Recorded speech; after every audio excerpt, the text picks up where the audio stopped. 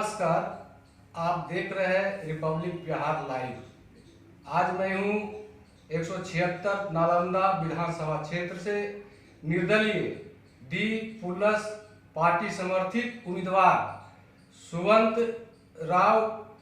विक्रम राव के कार्यालय में।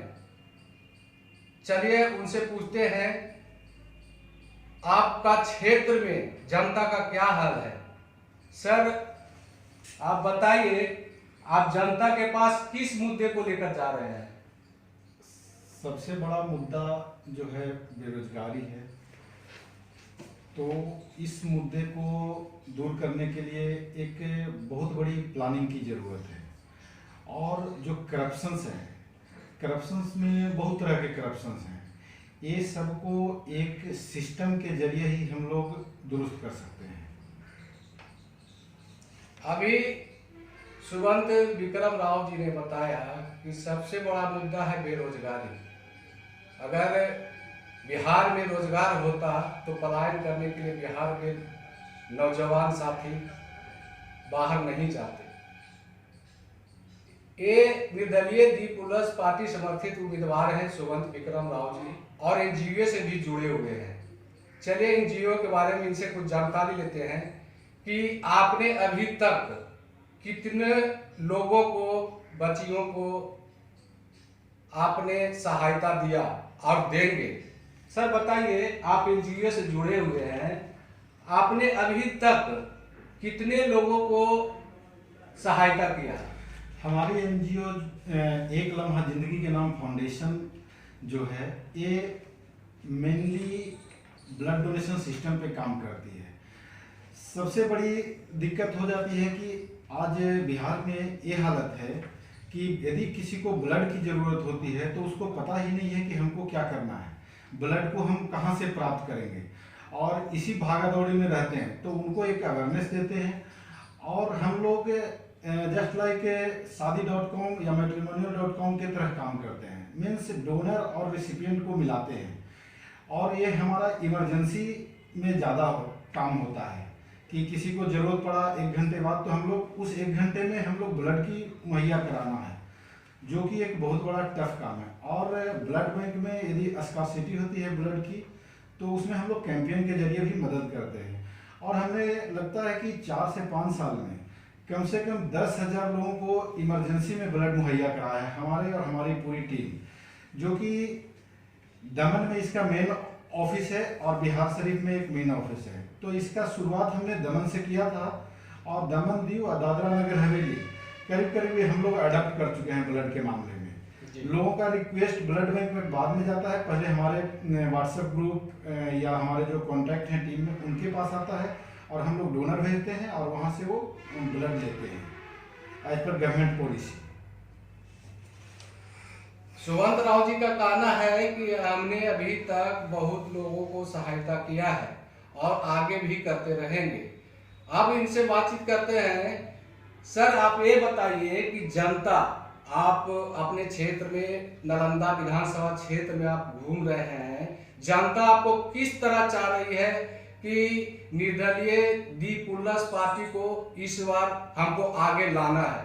क्योंकि नालंदा में बहुत बड़े बड़े महारथी मैदान में कूदे हुए हैं। तो आप किस तरह जनता को बताएंगे कि ये पार्टी है, आप लोगों को सुविधा देती है, जहां तक होगा मैं आपको सुविधा करूंगा। आप जनता को इसके बारे में क्या बताएंगे कि किस तरह आप उनको सहायता करेंगे? दी प्लस पार्टी का जो विजन है ये काफ़ी अच्छा है, और इसमें 100% लोग करीब करीब पढ़े लिखे लोग हैं। इसमें हमने जो ऑब्जर्व किया है कि जो कैंडिडेट हैं उनको ये लोग जब सेलेक्ट किए हैं तो 3 एक्सपोजर पे ज़्यादा फोकस किए हैं। एक इंटरनेशनल एक्सपोजर, एक सोशल एक्सपोजर, और एक क्वालिफाइड पर्सन।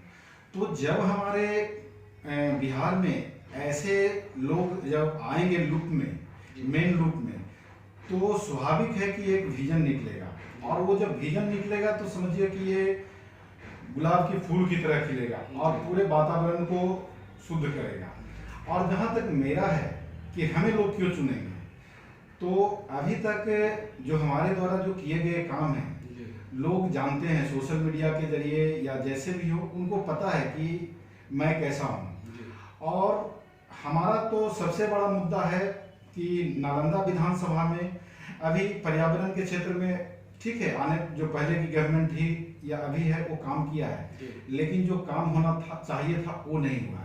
जैसे हमारा एक मिशन है ग्रीन कॉरिडोर नालंदा विधानसभा, मीन्स हमारे पास इतने रास्ते हैं, रोड हैं, सभी जगह खाली पड़ी जमीन है, उसमें है कि सागवान, महोगनी और मैंगो का 3 लेयर प्लांटेशन होना चाहिए पूरे एरिया में।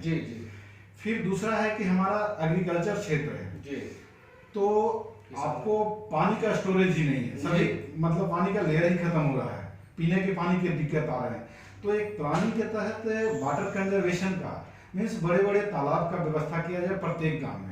उसमें आप मछली पालन भी कर सकते हैं, बत्तख पालन भी कर सकते हैं साथ में, तो उससे भी हमारे रिसोर्सेज जनरेट होंगे, वो प्रत्येक विलेज में खर्च कर दिया जाए कमेटी बना के। तीसरा है कि बहुत सारी लड़कियों की शादी के लिए मतलब ऐसा है कि ठीक है दहेज प्रथा खत्म होने की स्थिति में, लेकिन उनके पास फिर भी पैसे नहीं है।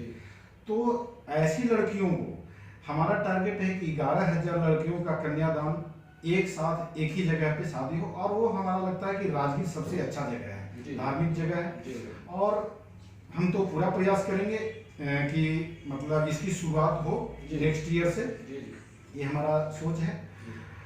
तीसरा है कि जो सीनियर सिटीजन है, लोग वृद्धाश्रम बनाते हैं, मतलब वृद्धाश्रम बनाते हैं मतलब अपने मम्मी पापा को वृद्धाश्रम में छोड़ दिए, तो इस चीज को मतलब मैं पर्सनली नहीं मानता हूँ।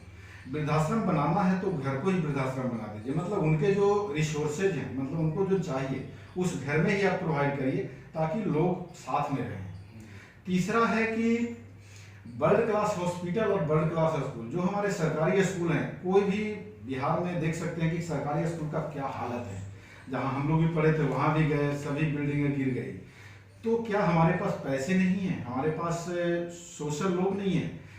ऐसे बहुत लोग हैं जो कि खड़ा होकर पूरी स्कूल बना देंगे। तो हम उस स्कूल को वर्ल्ड क्लास लेवल पे लाना चाहते हैं।